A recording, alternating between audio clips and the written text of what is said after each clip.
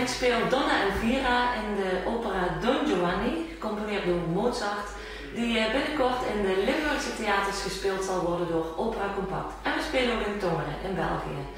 In de opera speel ik Donna Elvira, de enige vrouw die alleen de bühne opkomt omdat zij een relatie heeft gehad met Don Giovanni, de ultieme bad guy.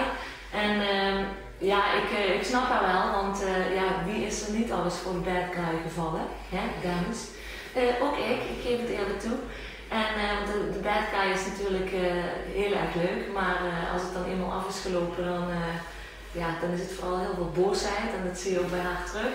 Boosheid die natuurlijk eigenlijk gewoon verdriet is.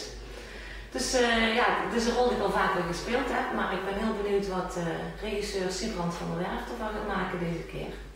Wat ik wel weet is dat we samenwerken met het orkest van de Volksopera Antwerpen, onder leiding van Stijn Saveniers. En die zal er een hele levendige en prachtige Mozart vertolking van gaan maken. We kunnen hem ook zien aan de piano, dat is heel erg leuk. Hoe gaat het eruit zien? Nou, je ziet het aan mij, het is een beetje vintage en een beetje sopranos, untouchables, Madman, een beetje dat sfeertje, dat spreekt mij zelf wel heel erg aan.